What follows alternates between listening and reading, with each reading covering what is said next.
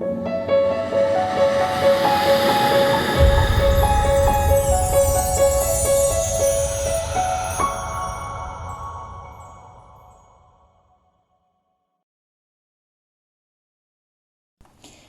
thank you very much for joining me today. I'm going to use my small delusional journal, and it's a square one, and then these beautiful floral outline stamps. Their stamp is anonymous by Tim Holtz, and VersaFine Clair black ink. The official name is Nocturne. So what I'm going to do is I'm going to stamp the background.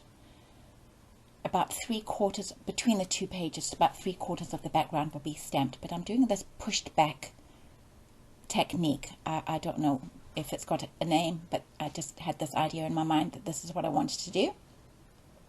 So I stamp with the black, and I'm creating like a diagonalish line across, and then I do have to make sure that the ink is dry because VersaFine Clair does take a long time to dry. A little spot got missed there, so I'm just going to line my stamp up and push down in the middle, and voila, it actually worked. And yes, this is acrylic gesso. I'm going to create a white wash, and the white wash is about 2/3 acrylic to about 1/3 water. White is already semi-sheer almost all of the time, so I didn't want it to be too opaque. And then I've whitewashed the entire background.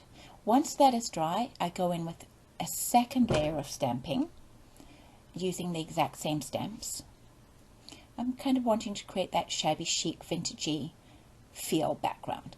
Once that's dry again, go back in with my whitewash. But now you can see the difference between the second layer of stamps and the first layer of stamps. That first layer has been pushed back into the background one more time. Once that's dry, I just repeat this process with the last little corner of this page. Once that is dry, I then again whitewash the entire area. And this is going to give me my basic background. And this sets the tone for the whole page, in my opinion. So you can see here the difference between that more foreground layer, the second layer, pushed back a bit, and the third layer completely pushed back, so much softer. So using the exact same stamps, and by the way, you don't have to use the stamps that I'm using. You can use any floral stamps that you have. I'm going to do a little embossing. This is Kitsch Flamingo, and it's heat embossing. And what I like about this particular distress embossing powder is it's semi-sheer.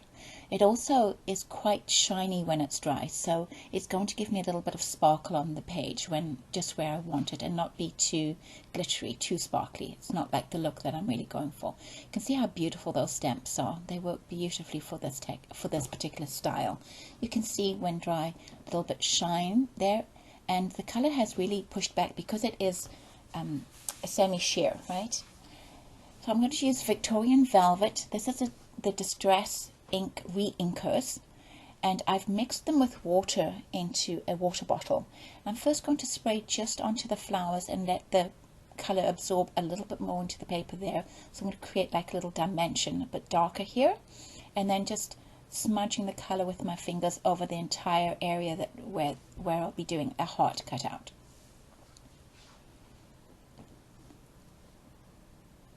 Just rubbing it so very lightly, so I don't want to rub the paper away. And it has absorbed beautifully. And this is Bundled Sage. It's exactly the same thing, Distress re-inker, that I've watered down and put into a spray bottle. And I'm just kind of painting it in, and again, I'm not trying to really fill in as if I'm colouring within lines. I'm just adding colour to where the leaves are. It's not very exact. And then I just wanted the roses to be popped a tiny little bit more, so just a tiny bit. I'm using spun sugar, which is a very soft pale pink, and it just is a slight different shade to the Victorian Velvet, which is definitely a very antique-y pink. So it's now just given a little more definition to the roses. You're not going to see very much of them anyway, but what you do see will be very, very pretty. And then the sparkle of the embossing powder. So I'm just tearing, I've just hand drawn a heart shape, and I'm just tearing to get a kind of more shabby chic look, the edge. I'm really happy with that, and it's not a perfect heart, and I know that, and it's kind of what I want. I do usually most often do perfect, but in this case, no. So I'm using Distress Oxide Vintage Photo, and I'm just going to color the edge where the white shows where I tore, and that gives it a much more vintage look. Now I'm just adding some of the spun sugar with my brush, and then just with my finger just dabbing it kind of in, and because of it's being painted onto the white gesso, it sits a little bit more on the top, so it gives me time to really like work it in a little bit. And then same with the leaves, I'm just adding tiny little bits of green here and there, and not trying to make it look like I've colored in each leaf individually. It's just a little bit of green kind of in the area of where the leaves are, and you can definitely see the stronger, the medium, and then the much lighter background of the 3 layers of the pushback. So now I'm going to create another heart. I'm going to create 3 of these torn hearts in total, and I've just used the big one as a template and then gone a little bit smaller so the shape is kind of the same. I'm going to emboss this. This is a Crafter's Companion embossing folder I have that has roses on it, so it really matches the theme very nicely. And Shabby Shutters, a Distress Oxide, which is just like one of the shades of the soft minty kind of greens that I'm adding. I'm sticking in the colors of minty greens and into the turquoisey soft blues and shades of pink. So here it's just a little bit of water being sprayed onto the paper to make it more receptive to the embossing, and run it through my machine, and you'll see how the shabby shutters that I used on the flat background has now been pushed into the background, and then the roses remain white. I really love this. This is a 130-pound cardstock, actually watercolor paper that I've used. So here's the 3rd heart, and for this one, again, I'm going to texture it, but each layer has to be a bit different. And here I'm going to use Distress Oxide, and this is Speckled Egg. And I'm going to add it to the mat, and then I'm going to add molding paste or modeling paste to this, or texture paste, whatever you want. It's all pretty much the same thing, and it's going to actually pick out that color, pick up that speckled egg color, which is beautiful. And then I've chosen a small design because it's a smaller heart and scale does matter, so I'm just going to be using the speckled egg through and create a beautiful textured background. And then I need to go and clean all of this up. I don't leave anything lying to dry when it's got texture paste on it. So the same texture paste, same color, putting it through this Tim Holtz stencil. It's just like a really splattery look stencil. And again, you know, if you don't have this exact stencil, you know, you could do this just with like polka dots, or you could do it with snowflakes. Here again, another Tim Holtz stencil, and it's a plus signs, the exact same modeling paste, it's just a little leftover. I like the stencil because you can turn it sideways and get X's, or you can have it straight up and down and have plus signs. So Vintage Photo, all the brown that I use in here is this Vintage Photo Distress Oxide. So I'm just going to create a little frame, I guess, for my pages using this brown. It gives a really beautiful vintage feel. I often do this with black, but sometimes I do it with like nice bright colors. But I do like my pages somehow to be framed. Not every single one, but if it's a lot of white like this pages, then definitely adding some framing is good. This is a penny black script. It's French script stamp. Probably not available. And again, you know, I really feel like just use what you have. If you already have a text script or a text stamp or a script stamp, and if you don't, just maybe pick out a pattern that you feel matches really well. So I'm going to use Speckled Egg, and this is just a crackle finish kind of stamp. And I liked using the Speckled Egg because it's not quite as bold as the brown, but it still has added some interest to the background and some texture to the background. And then of course just edging the 3 hearts making sure that they're all the same. So I feel like there's something missing here. Now, if you don't happen to have this impresslets, it's sort of an embossing folder that die cuts at the exact same time, so you get this beautiful shape. You can see that the shape of the embossing, and then on the other side it's like a blade. If you don't have that, you could create a fourth heart just in the exact same technique with tearing out a piece of paper. I'm also going to add these little wings. It says another impresslets, and I'm going to go with this pale kind of bluish, it's like a grey blue, and this really pale pink. So this blue kind of picks up on the speckled egg. I always dampen my paper before running it through the machine so that it takes the embossing better and it doesn't tear. And so here's the heart, and you can see it's so dimensional. So they're so beautiful. And Sizzix tends to just do these impresslets one time, and then they don't keep releasing them. So if you see them, buy them. So I'm going to do some actual heat embossing. This is just embossing ink, a clear embossing ink. And I'm going to just lightly dab onto my wings, and then I'm using speckled egg. And again, it's the distressed glaze, so it's semi-sheer, so that's why I've used a blue base, so that I can actually have definitely blue wings. I didn't want to use white and then have it too light. And then on the pink one, I'm just going to be using a beautiful vintage pearl embossing powder.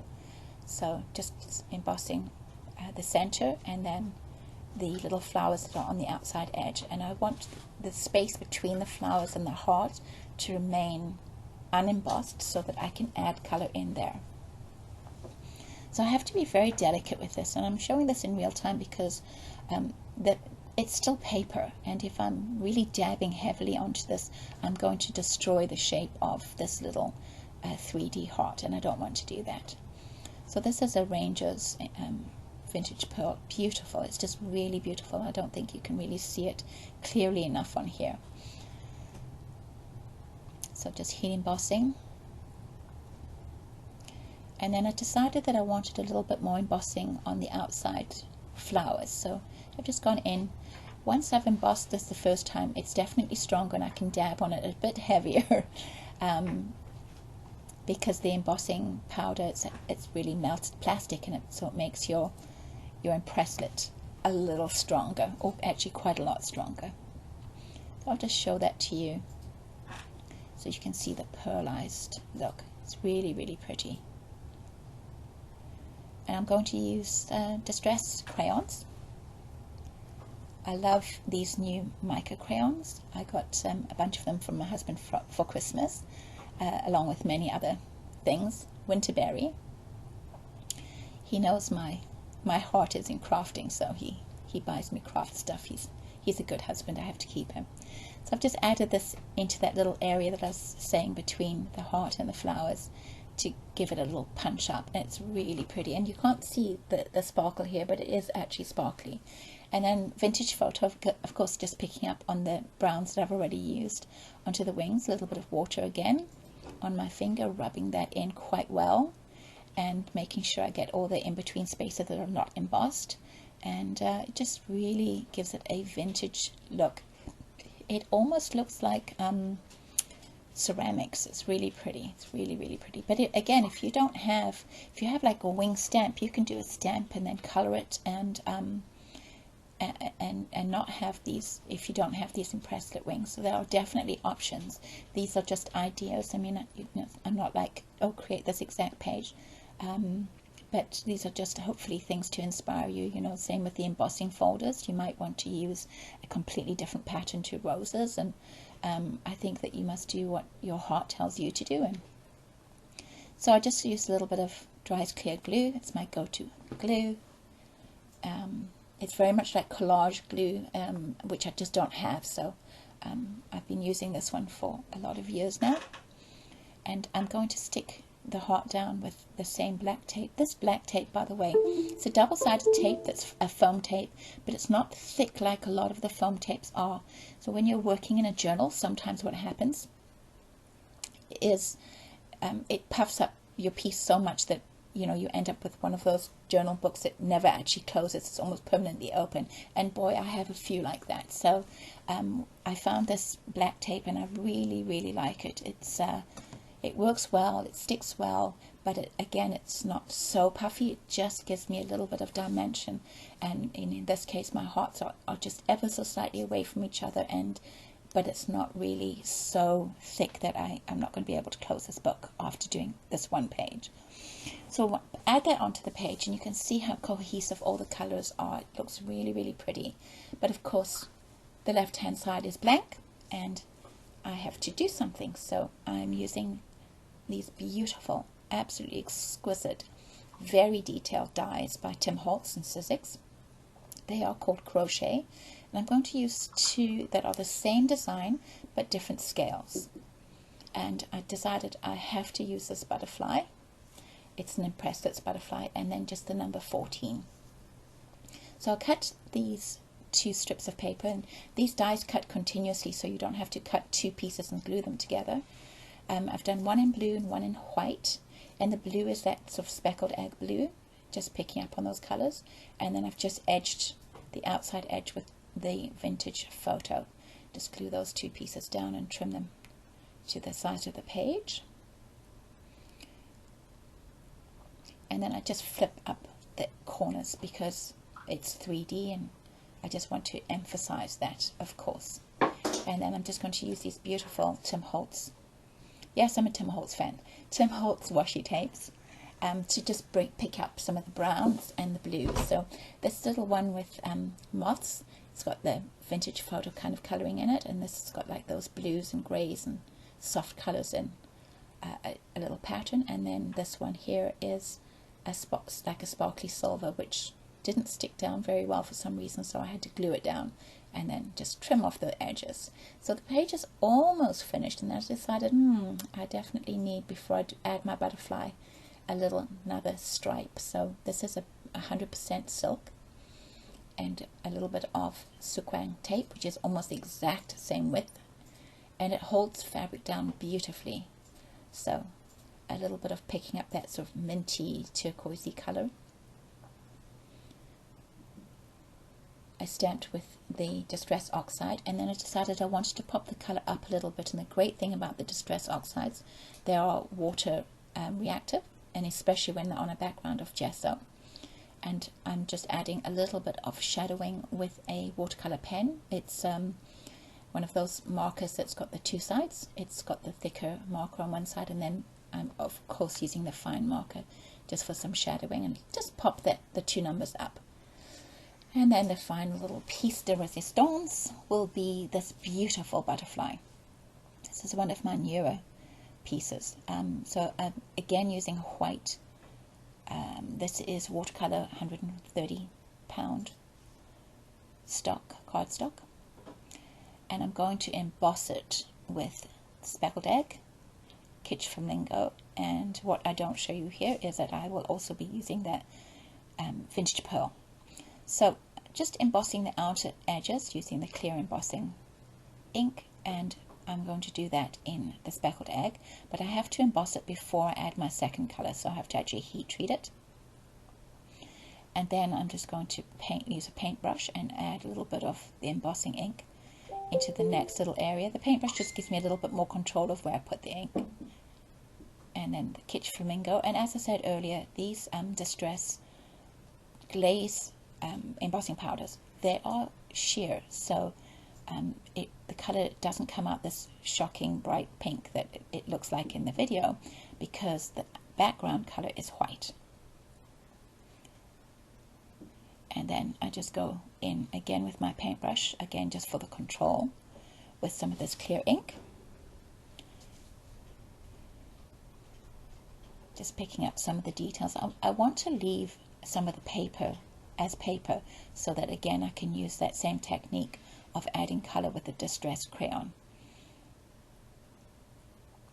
And I wish that you could really see this pearl when it's embossed. It's really, really, really pretty.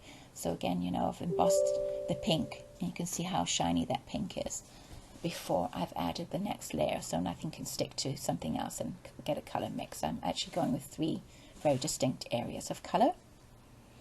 And what will hold the whole butterfly cohesive is going to be adding the brown. So Distress Crayon, Vintage Photo.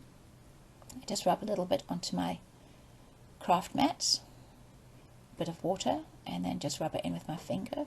The color looks a little green on this video, but it's not. I mean, there is like a green tone, I guess, in the background, but it looks very brown.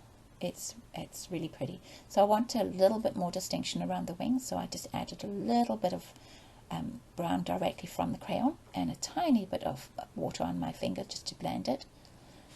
And then the finishing touch will be adding the brown around the edge, so the Vintage Photo around the edge with the blending tool. And that is definitely going to be the finishing touch. It's funny how just one element just pops everything, brings everything together and pops the whole page up. If this page was open, I would definitely pull the wings up away from the page more and curl the edges of the hearts, but I'm very happy with it. It's a simpler page. It's a very shabby chic, vintagey page, and it's a very feminine, pretty page. There's no question about that. I hope you enjoyed this video. If you did, please hit like and subscribe and notifications bell. And if you create anything, I'd love to see photos. People do send me photos of their work, and I just love that so much. Thank you again for joining me. I'll be back soon with a very color. Here are a few close-up photos for you to see the details of this page. Again, you can substitute. Instead of using the Impress It's butterfly, if you don't have it, use a butterfly stamp and color it and shape the wings. But I hope that this helps to inspire you. And if you do create anything, once more, love to see. Thank you.